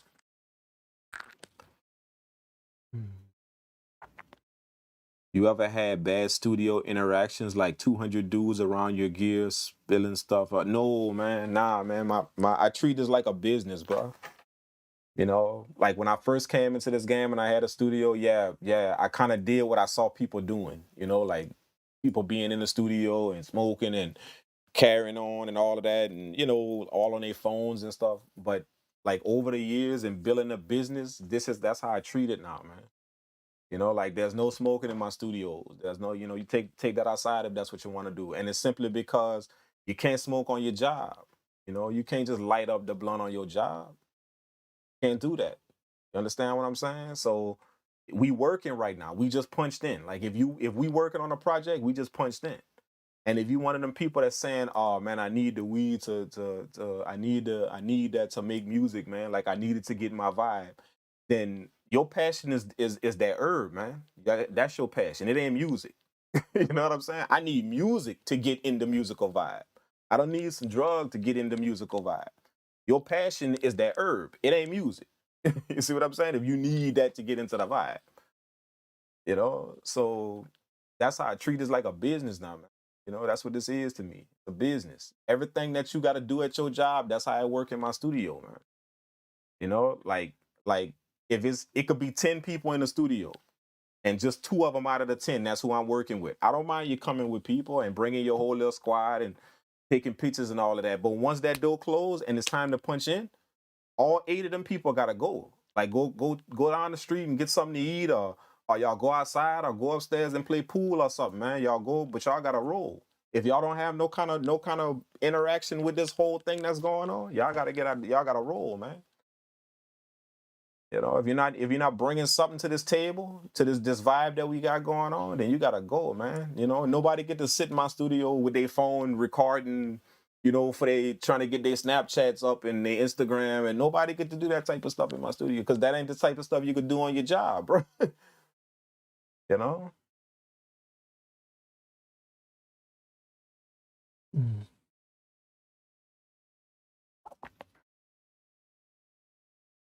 Business is business. Keep the BS at the door. There you go, man. That's how it works. That's how it works, man. And I mean, like, that's cool if that's what people want to do. That's cool. It's just that I learned in life that you gotta pattern yourself after something that works. A lot of people out there, they trying ideas that hasn't worked for people before. They trying to be the first one to do it. But what you do is you pattern yourself after what works. So Walmart built their company to be a multi-million-dollar company for a reason, because they have a structure. The employees can't do this. They can't do that. They got a structure. You know what I'm saying? Apple built they company to a certain level because they got a certain structure that go on. So if you treating this like a business, all them companies is business, and that worked for them. So if you treating this like a business, it's just smart to implement some of the things that them businesses have. You understand what I'm saying? Like you can't be on the clock at Walmart blazing up. You can't do that. You understand what I'm saying? I don't care how much you rely on that or that you can't do it. You can't, or you're gonna lose your job. You understand what I'm saying? So that worked for them companies. So I'm in business myself. I'm in business. So what I did was I look at what worked for people, what worked for this company, and what worked for that. And that's the vibe that I carry now. Because it did it for them. So why not? Why it can't do it for me if I implement that same structure? Why my stuff can't grow? You see what I'm saying? How long have you been making beats? Making beats fast, not alone 5 of them, and takes days to do one for me. How long have you been making? I've been making beats for about 7, 8 years. Beats. I've been making music for a long time, but beats like this type of stuff you guys see me doing. Yeah, about 7, 8 years. But I've been making music for a while. I came from a band background, you know, like I was in a band in school, all of that stuff like that. So I've been making music for a hot minute. My uncle taught me how to play the piano and all of that. You know, how to feel my way around that because they was all real musical. So I come from a little musical background, and like music was always in my house too. You know, like my people was always listening to music when I was small. You know, so I didn't already been around music, but making beats, like doing this, like making beats and making music is different. You know what I'm saying? Like making beats, what you guys see me doing. Like I started that. I started that maybe about 6 years ago, and been doing it ever since. You know, but maybe for you it's drums then melody. I can't kick them. But you gotta find your ideal flow. For me, I'd either start with bass or chords. Yeah, I like to start with melodies, man. My melody kind of dictate where I'm gonna go with the drums. You know, like the drums.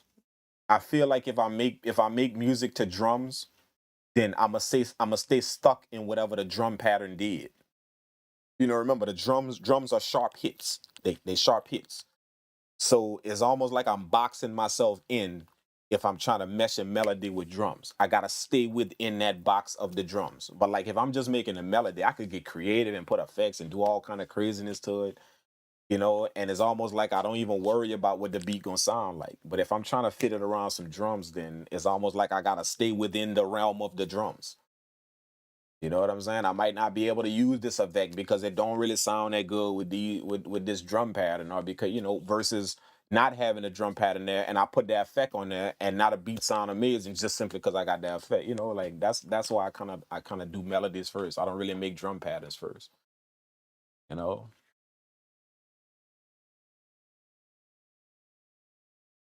What about the studio chicks? You can't kick them out. The studio chicks, the studio chicks, man. If they got something to, if they got something to do if they got something to do with the creative process, then cool, you know. But when we punching that work, you can't have your girl hanging over your shoulder while you at your job. You can't. You know, you can't have your friends hanging over your shoulder while you at your job. That's not the way they company move. That's not the way it progress. So, you know, yeah, man, I don't care what you look like or who you are, man. If you're not contributing to the process that's going on right now, you got to take that up the block, man. Take that down the street or something.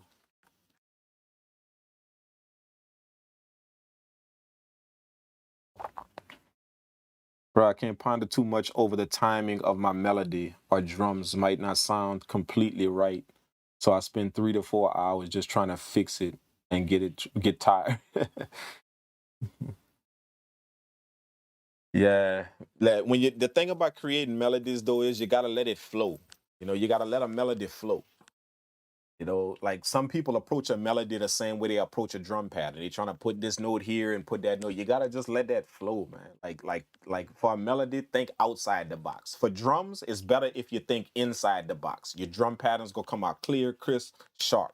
You think inside the box. But for melodies, you gotta let your mind go, man. Just get wild on this thing, man, and just you gonna come up with something. You know, like have the melodies y'all see me create. I'm gonna be honest with you. I don't know that melody goes what that melody gonna sound like when I hit the first note on here. I don't even know. You understand what I'm saying? I have no clue. It's not like I got something in my brain that I'm about to do. Sometimes I'm like that to where I actually got a little melody in my head I want to recreate or something. But for the most part, when I'm freestyling beats and just making beats from scratch, I don't have nothing in my head. I don't even know how it's gonna go when I press the first pad on here, man. But like y'all see me, I just come up with it always come up with something. Because I don't think inside of the box when it's time to create a melody. When I'm creating a drum pattern, I stay within the box because I want my drums to have that type of feel, that sharp. They on time, they hear, even if I put a little swing to something, still I want it to be on time in a certain structure. But a melody, man, I want that thing to go crazy, man. I want to put some crazy effects on it, some stutters, some reverb, some tremolo, all type of stuff. I think way outside of the box when I'm making a melody, man. And that's what kind of helped me to make them. I don't stand inside the box, man. I go crazy with a melody. Don't overthink. She gotta let it flow. Yeah, sounds leave it alone.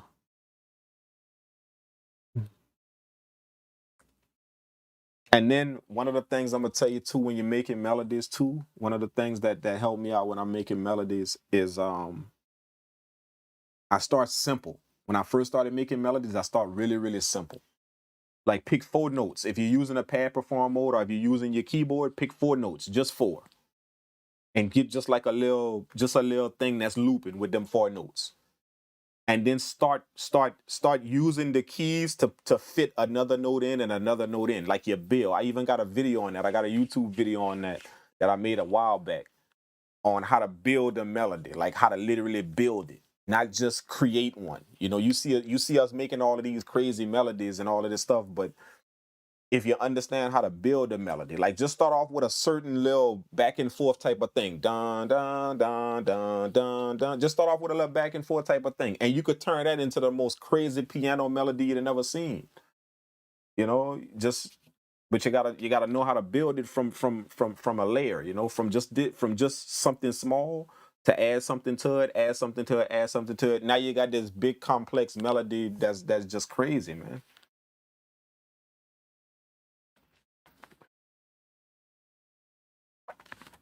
All right, people, we I made the beat right here.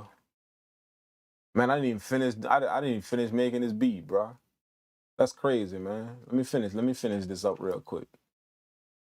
I didn't even finish this beat, man.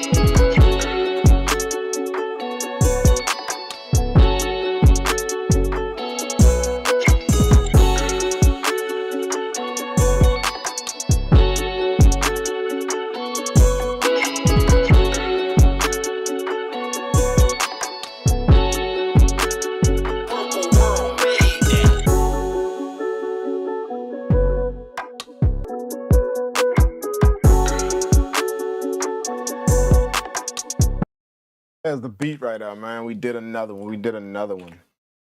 That is the beat. That is the beat. Man, I appreciate you guys tuning in on the stream. Thanks so much for that, man. Um, yeah, man, I'm gonna get up out of here and close up the live stream, man. It's always a pleasure to rock with you guys, have some real producer talk with you guys, some real music talk, man. You know, I think we had a nice little stream tonight, man. Do me a favor, man. If y'all like what y'all hearing, if y'all like the stuff that I do, man, I'm asking that y'all go support the Twitch. You know what I'm saying? Like I'm gonna cook up some live streams on there for you guys. You know what I'm saying? So if y'all don't see the live streams on YouTube no more, I told y'all on my last YouTube live stream that I will go live one more time on YouTube just to remind you guys to follow the Twitch. That way you guys can see me cook up live just like this on Twitch. So make sure you guys do that for your boy, man. Support the Twitch. The link is in the video description of all of the videos. Do that for your boy, man. Click, and then yeah, man, we can chop it up on Twitch, talk, and what makes the Twitch live stream different than the YouTube live stream is that on YouTube y'all get to see me cook up, and then I talk to you guys for a little while, but on Twitch I actually do tutorials on Twitch. Like I literally have stuff that I'm gonna bring to the Twitch channel where I'm gonna show you guys how to do it, like mix and master songs. I'm gonna start diving into Reaper on the Twitch channel. I'm gonna start showing y'all some stuff about the Reaper DAW and why I use it. How I mix and master stuff in it. All that type of stuff like that. How it runs my studio. All of that type of stuff I'm gonna bring to the Twitch, man. So I just don't want you guys to miss out on that. You know what I'm saying? Just simply because it's not on the YouTube channel. So make sure you guys follow the Twitch. That way y'all can keep up with that. Y'all can kind of learn a little bit more about my music production process and how I go from start to finish on a beat. And how I operate my studios as well. Like we're gonna talk about all kind of stuff, man. It's gonna be some times that we just talk on a Twitch, and I'm gonna tell you guys about the inside of the business aspect. Like when you're dealing with labels and A&Rs and stuff like that. Things that people don't know that happen behind them closed doors. That I didn't even know. I'm still kind of relatively new to all of that, but it's things that the average person just don't know what happened on that business type of level that's trying to do this. So we're gonna talk about all that type of stuff. That way, if y'all ever get to them levels yourselves, y'all kind of familiar with how to handle yourselves and what to do.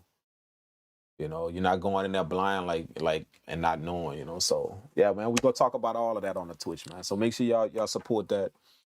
And once again, I appreciate y'all for tuning in. Shout out to everybody that was on live. This was my first time broadcasting live on 3 different platforms, man. Like I broadcast when this started. We was on YouTube. We on YouTube, Instagram live, and Twitch live. So yeah, this is my first time actually going live with all 3 and joining you guys all together. So I appreciate all you guys supporting that, man. Thanks so much, So that way we can have a nice little tight live stream. From now on, the live streams are gonna be on Twitch, man. So make sure y'all support that. Make sure y'all follow that. That way y'all don't miss my live stream. And yeah, man. My apologies about the YouTube content. I know you guys. I know y'all guys are used to having videos weekly, and tutorials and all that on YouTube. But that's why I haven't been posting too much content on YouTube, because I got some other things that I have coming for this channel, and I had to take a little break to get them things ready for you guys. So it's a lot of things that I just put my mind to, and I wrote down on paper, and it's a lot of things that I want to bring to the channel, but I just had to set it up first before I could do it, before I could start doing it. So I had to take a little time. So, shooting videos all the time and doing all of that take up a lot of time. So I had to it was kind of like, it was a give and take. I had to kind of give up one for a minute to make sure I had the other one on point. But yeah, all of that's pretty much almost done. It's almost completed, and it's gonna be a minute before I could get everything up and running for you guys to check everything out and benefit from everything. But it's coming, man. This channel is gonna kind of go in a different direction with a few things, and it's gonna be some things that benefit you guys that a lot of people not really doing on their channels. So just stay tuned. That's all I'm gonna say about it. I'm not gonna gas myself up too much, but y'all go see what's up, man. So for now, just follow the Twitch. I'm gonna cook up live on that so y'all don't miss out on the beat making videos. And for now, I should be getting back into the YouTube content very shortly. You know, y'all should be seeing more YouTube videos and YouTube tutorials, all that stuff like that. So once again, I appreciate you guys for tuning in. Thanks so much, man. Shout out to everybody, man. We had a nice little crowd. Yeah, man, I appreciate it so much. And yeah, man, y'all make sure y'all stay safe out there. Y'all take care. I'm gonna go ahead on and pull up that other beat. I like to leave you guys with a little music on the outro. So I'm gonna open up this other project. I'm gonna open up that last beat that I did, because that was a crazy little banger right there. So I'm gonna open up that project, and we gonna rock out on that one. Yeah, there it is. Yeah, we gonna play this one on the outro, and make sure you guys stay safe, all that good stuff, you know. And I'm gonna check you guys in my later videos, man. Make sure you guys support the Twitch. I appreciate it, man. Thanks so much. I'm gonna holler at you guys later.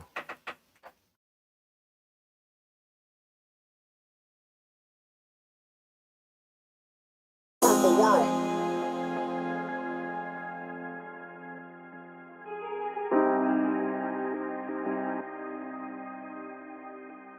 Purple world.